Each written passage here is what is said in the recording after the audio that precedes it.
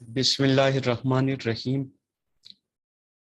ہم C S S Urdu screening test کے syllabus میں کلمے کی اقسام پڑھ رہے تھے، اور پچھلے لیکچر میں ہم نے اسم اور اس کی مختلف اقسام کو ڈسکس کیا تھا۔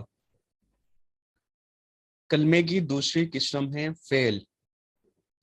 فعل کسی کام کے کرنے یا ہونے کا اظہار ہے، اور اردو میں جب فعل کی بات کر رہے ہوتے ہیں تو وہ کام کسی زمانے میں ہو رہا ہوتا ہے، اسی لیے حال، ماضی اور مستقبل کو فعل کی اقسام بلحاظ زمانہ کہتے ہیں، کیونکہ آپ کوئی بھی امر کا اظہار کریں، کسی کو حکم دیں، یا نہیں کا اظہار کریں، کسی کو کوئی کام نہ کرنے کا کہیں، یا پھر کوئی بھی کام کہتے ہیں تو اس پہ زمانہ لاگو ہوتا ہے۔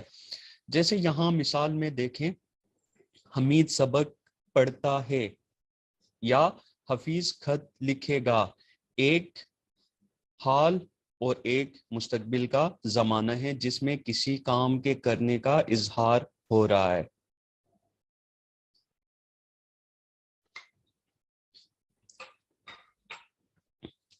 اب فعل کی مختلف اقسام ہیں اور بلحاظ زمانہ فعل کی اقسام مندرجہ ذیل ہیں۔ فعل ماضی یعنی گزرا ہوا زمانہ، یعنی ایسا فعل جو گزرے ہوئے زمانے میں واقع ہوا ہے۔ فعل حال یعنی موجودہ زمانہ، کوئی کام موجودہ زمانے میں ہو رہا ہے یا ہوا ہے۔ اور اس کے ساتھ ہے فعل مستقبل یعنی آنے والا زمانہ۔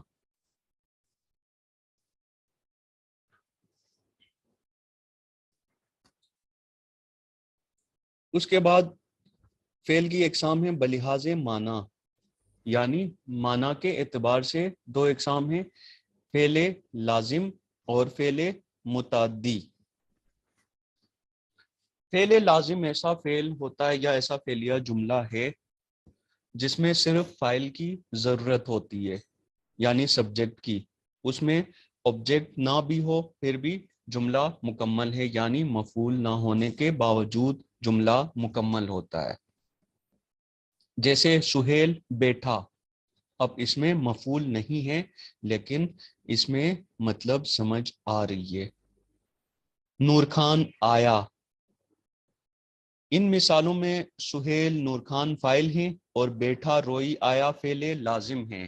یہاں جب فعل لازم آتا ہے تو وہاں مفعول کی ضرورت نہیں ہوتی، یا فعل لازم کے جملوں میں مفعول کی ضرورت نہیں ہوتی، صرف فاعل سے ہی جملہ مکمل ہو جاتا ہے۔ اس کے برعکس فعل متعدی وہ فعل ہے جس میں فاعل کے ساتھ مفعول کی بھی ضرورت ہوتی ہے۔ جیسے سہیل نے کھانا کھایا، اب سہیل فاعل ہے، کھایا فعل ہے اور کھانا مفعول ہے، ٹھیک ہے۔ تو یہ جہاں فاعل اور مفعول دونوں پائے جائیں فعل کے ساتھ تو وہ فعل متعدی کہلاتا ہے۔ اس کی اور مثالیں دیکھ لیں، نور خان نے خط لکھا، سہیل نے کتاب لکھی، وغیرہ۔ اس کے بعد ہیں فعل کی اقسام بلحاظ فاعل، فاعل کے اعتبار سے، کرنے والے کے اعتبار سے، ایکشن پرفارم کرنے والے کے اعتبار سے فعل کی اقسام مندرجہ ذیل ہیں۔ فعل معروف یعنی ایسا فعلیہ جملہ یا ایسا فعل جس کے کرنے والے کا ہمیں علم ہو، پتہ ہو، اس فاعل کا ہمیں ادراک ہو۔ جیسے صبور نے خط لکھا، شاہدہ نے کتاب پڑھی، یعنی یہاں فاعل کا پتہ تھا، ہم نے ان کا نام لکھ دیا، اس فاعل کو مینشن کر دیا۔ اس کے برعکس فعل مجہول وہ فعل ہے جس کا فاعل معلوم نہیں ہوتا، کرنے والے کا پتہ نہیں ہوتا، تو ہم کیا کہتے ہیں، خط لکھا گیا، اب کس نے لکھا یہ نہیں پتا۔ کتاب پڑھی گئی، کون سی کتاب پڑھی گئی یہ نہیں معلوم، تو اس کو فعل مجہول کہتے ہیں۔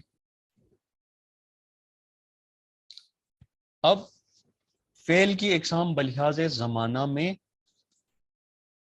ماضی، حال اور مستقبل کی مختلف اقسام دیکھتے ہیں۔ فعل ماضی کی 6 قسمیں ہیں، یعنی گزرے ہوئے زمانے کی 6 حالتیں ہیں۔ پہلی حالت ہے فعل ماضی مطلق،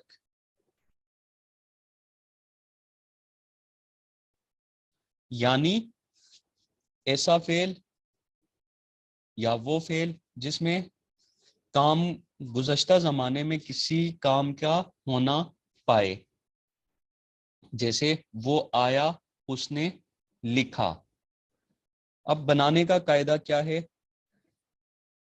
مصدر کی علامت نہ گرا کر الف بڑھا دیتے ہیں، جیسا لکھنا سے لکھا، ٹھیک ہے، لکھنا مصدر تھا، آخر میں نون الف آ رہا تھا، تو نا کو ہٹا کر جب ہم نے الف کی اضافت کر دی تو فعل ماضی مطلق بنا، اور کھانا سے کھایا، جانا سے گیا، ٹھیک ہے۔ اور اس کی گردان کیا ہے؟ اگر جنس مذکر ہو تو واحد غائب وہ بیٹھا، اور جمع غائب کیا ہوگا؟ وہ بیٹھے۔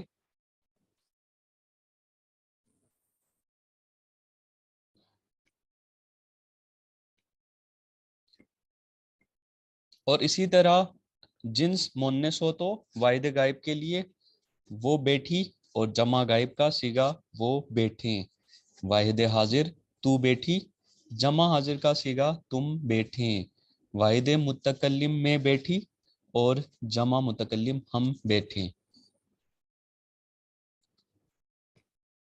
فعل ماضی متعلق کے بعد فعل ماضی قریب ہے۔ فعل ماضی قریب ایسا فعل ہے جس میں نزدیکی گزرا ہوا زمانہ پایا جائے، جیسے وہ آیا ہے، اس نے لکھا ہے۔ اب متعلق اور ماضی میں کیا فرق ہے؟ اس میں ہے نہیں تھا، اس نے لکھا۔ اب وہ لکھے ہوئے کتنا وقت گزرا اس کا ہمیں کوئی اندازہ نہیں ہے، بس یہی پتا تھا کہ اس نے لکھا۔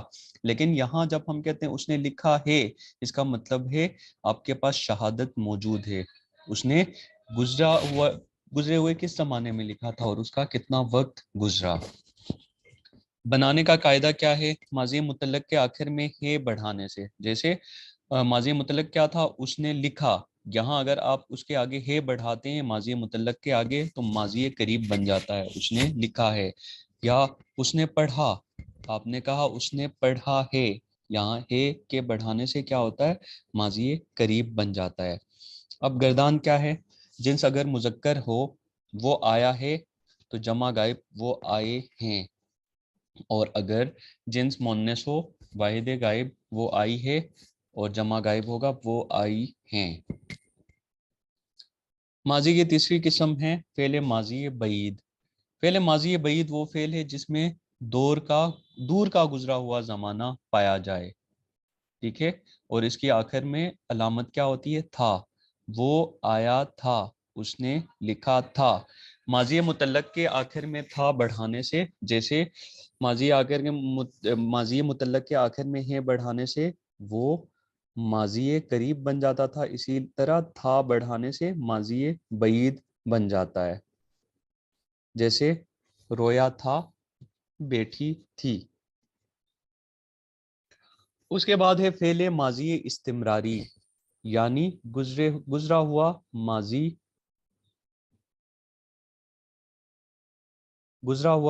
گزرے ہوئے ماضی کا زمانہ ہے، یعنی کنٹینیوسلی موجود ہے،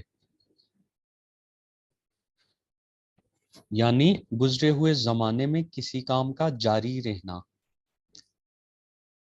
جیسے وہ لکھتا تھا یا وہ لکھ رہا تھا، یعنی وہ ایکشن کنٹینیوسلی پرفارم کر رہا تھا ماضی میں، یعنی ماضی میں کسی کام کا جاری رہنا۔ وہ لکھ رہا تھا، وہ پڑھتے تھے، وہ پڑھ رہے تھے، وہ لکھ رہا تھا۔ فعل ماضی شکیہ یا احتمالی، احتمال شک کو کہتے ہیں، یعنی ایسا گزرا ہوا زمانہ جو شک کے ساتھ موجود ہو، احتمال کے ساتھ موجود ہو، جیسے وہ آیا ہوگا، وہ اٹھا ہوگا، ہم بیٹھے ہوں گے، آپ نے وہ کارنامہ انجام دیا ہوگا. یعنی ماضی کا زمانہ تو موجود ہے لیکن شک کے ساتھ کہ وہ کام ہوا تھا یا نہیں ہوا تھا، اس میں شک پایا جاتا ہے. فعل ماضی تمنائی یا شرطی، یعنی گزرا ہوا زمانہ تمنا یا شرط کے ساتھ پایا جائے. جیسے ہم کہتے ہیں کاش وہ آتا، کاش وہ محنت کرتا تو کامیاب ہوتا. تو یہاں ماضی کا زمانہ شرط یا تمنا کے ساتھ پایا جاتا ہے. فعل کی اقسام بلحاظ زمانہ ماضی کی اقسام پڑھ رہے تھے. اب فعل حال. فعل حال وہ فعل ہے جو موجودہ زمانے میں کسی کام کا کرنا یا ہونا ظاہر کرے. جیسے ہم پڑھتے ہیں. بنانے کا قاعدہ کیا ہے؟ مصدر کی علامت نہ پڑھنا، دور کر کے تا یا رہا ہے لگانے سے فعل حال کا صیغہ بن جاتا ہے. جیسے دیکھیں گردان کے اندر، وہ لکھتا ہے، تم لکھتی ہو، میں لکھتا ہوں، ہم لکھتے ہیں. اس کے بعد ہے فعل مستقبل. فعل مستقبل وہ فعل ہے جو آنے والے زمانے میں کسی کام کا کرنا یا ہونا ظاہر کرے. جیسے وہ پڑھنے جائے گا، وہ پڑھے گا، ہم لکھتے رہیں گے. فعل مضارع. فعل مضارع وہ فعل ہے جس میں حال اور مستقبل دونوں زمانے پائے جائیں. مثلا وہ جائے، وہ دیکھے. اب یہ اس میں حال بھی شامل ہیں اور مستقبل کی طرف بھی اشارہ ہو سکتا ہے. بنانے کا طریقہ کیا ہے؟ مصدر کی علامت نہ دور کر کے آخر میں یا مجہول بڑھا دیتے ہیں. جیسا دیکھنا سے دیکھے، اٹھنا سے اٹھے.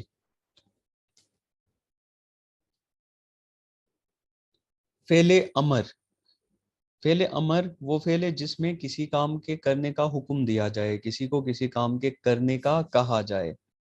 جیسے مصدر کی علامت نہ دور کر کے لکھنا اگر مصدر ہے تو آپ نے کہا لکھ، تو یہ کیا ہے؟ حکم ہے حال کے اندر، یعنی اس پہ بھی زمانہ لاگو ہوتا ہے. لکھ، پڑھ، کر، یہ سب کیا ہیں؟ فعل امر کی مثالیں ہیں. فعل نہیں. فعل نہیں وہ فعل ہے جس میں کسی کام کے کرنے سے منع کیا جائے، نہ کرنے کا کہا جائے. جیسے اوپر آپ نے امر میں کہا تھا کر، نہیں میں آپ کہتے ہیں نہ کر، مت کر وغیرہ. کلمے کی تیسری قسم ہے حرف.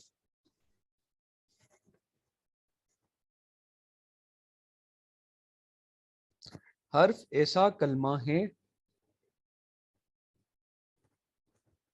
جو بذات خود اپنی معنی نہیں دیتا جب تک کسی جملے میں مل کر نہ آئے. وہ اکیلے میں اپنی معنی کا اظہار نہیں کرتا. اور یہی حرف ہے جس کے بغیر اسم اور فعل کا رابطہ نہیں ہوتا، نہ اور اسما کا آپس میں ملاپ ممکن ہے. یعنی اگر ہم دیکھیں تو حرف کا کام کیا ہے؟ وہ کلام میں رابطہ پیدا کرتے ہیں. جیسے اسم کو فعل سے ملاتے ہیں، مختلف اسموں کو ملاتے ہیں، اضافت کا کام کرتے ہیں، ایک اسم کا دوسرے اسم سے تعلق بتاتے ہیں. اگر یہ حروف نہ ہو تو پھر کلام میں استدراک پیدا نہیں ہو سکتا اور جملوں کی پہچان نہیں ہو سکتی. اب ان حروف کی اقسام دیکھتے ہیں. سب سے پہلے حرف جار یا حروف جار، جو اسم اور فعل کو آپس میں ملاتے ہیں. جیسے اسلم نے کاپی میز پر رکھ دی. ٹھیک ہے، پر کیا ہے؟ حرف جار ہے، اس نے اسلم اور کاپی کو ملا دیا، ملاپ کیا. میں نے صبح سے شام تک کام کیا. ارشد کمرے میں تھا، کتاب میز پر رکھ دو، خدا ہمارے ساتھ ہے۔ یہ کیا ہے؟ حروف جار ہیں، چوکی میں سے پر تک تلک لیے واسطے، اندر باہر، آگے پیچھے نیچے اوپر، درمیان پاس ساتھ بیچ سامنے، یہ حروف جار ہیں۔ یہ کیا کرتے ہیں؟ جملوں کے اندر اسم کو فعل سے ملاتے ہیں اور کسی چیز کی موجودہ جگہ بتاتے ہیں۔ اس کے بعد ہیں حروف عطف۔ حروف عطف کو حروف جوڑ بھی کہا جاتا ہے، جیسے کنجنکشن ہے۔ حروف عطف وہ حروف ہیں جو کلموں کو آپس میں ملائیں یا اسما کو آپس میں ملاتے ہیں، جیسے حمید اور اکرام آئے، اور کیا ہے؟ حروف عطف حمید اور اکرام کو ملا دیا۔ راشد شب و روز محنت کرتا ہے، وہ کیا ہے؟ حروف عطف ہے، اس نے شب اور روز کو ملا دیا، دو اسموں کو ملا دیا۔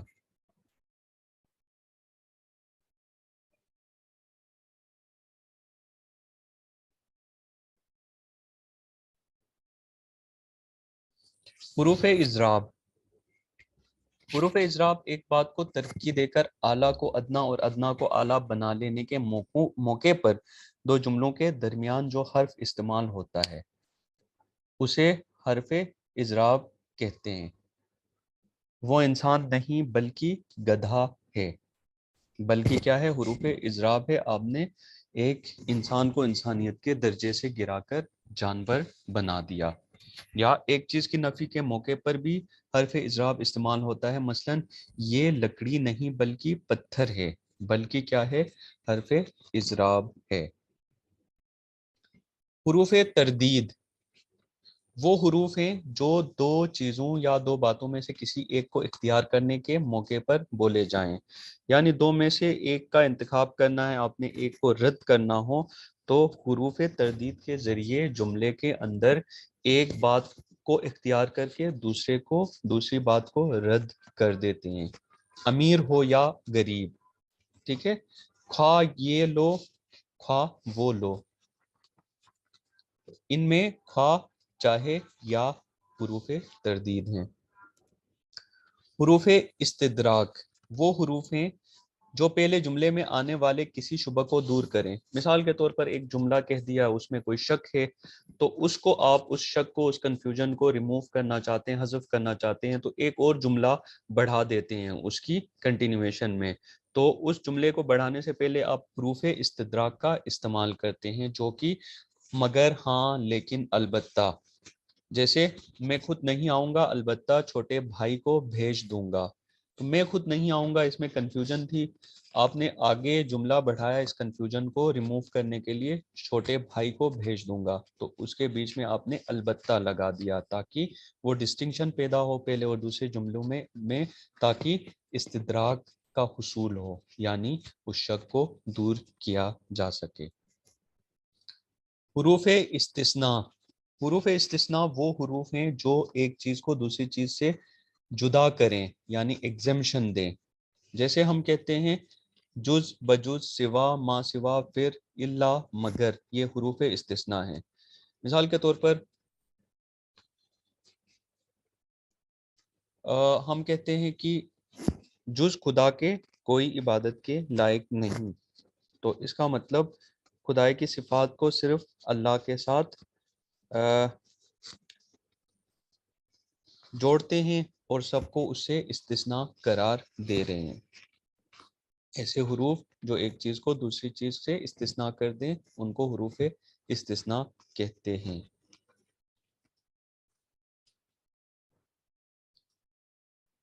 حروف اضافت وہ حروف ہیں جو دو اسموں کے باہمی تعلق کو ظاہر کرتے ہیں، جیسے رضوان کا بھائی، ٹھیک ہے، رضوان کی نسبت سے اس کے بھائی کی پہچان ہو رہی ہے، یعنی دو اسما کو ملا رہے ہیں حروف اضافت اور ان کا باہمی تعلق بتا رہے ہیں۔ حروف نفی ایسے حروف ہیں جن سے نفی یا انکار کا مفہوم ظاہر ہوتا ہے، جیسے جو مزہ دیس میں ہیں، وہ پردیس میں نہیں. نہیں کیا ہے؟ حروف نفی ہے.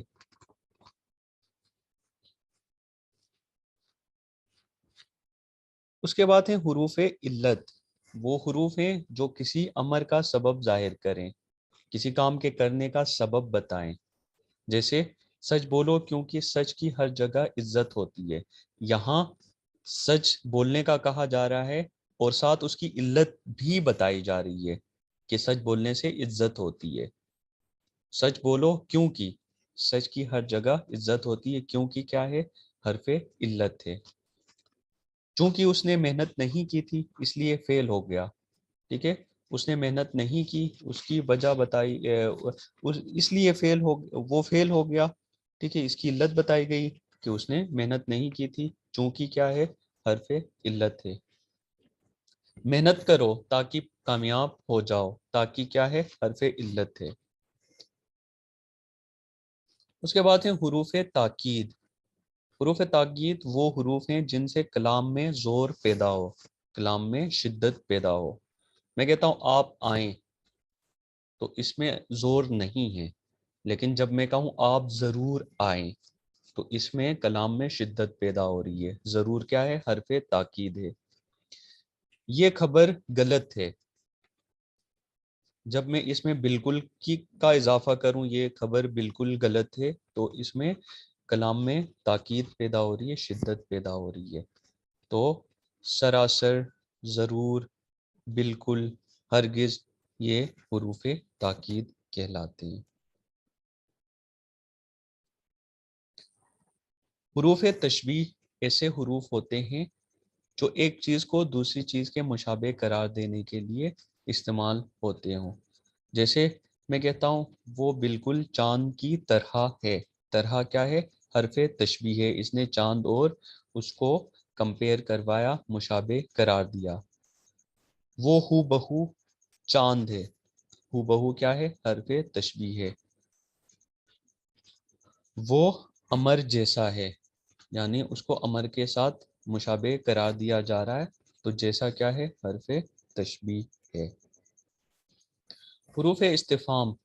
حروف استفہام ایسے حروف ہیں جو سوال پوچھنے کے لیے استعمال کیے جاتے ہیں. جیسے کیوں، کب، کون، کہاں، کیسے. آپ کل کہاں تھے؟ آپ کیوں نہیں آئے؟ آپ کیسے ہیں؟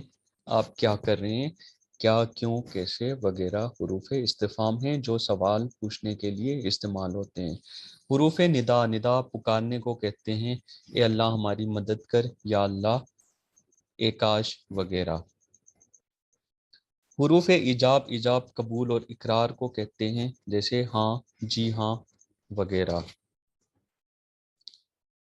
حروف تعسف. غم، افسوس کے اظہار کے لیے بولے جاتے ہیں. ہائے، وائے، افسوس، حیف وغیرہ.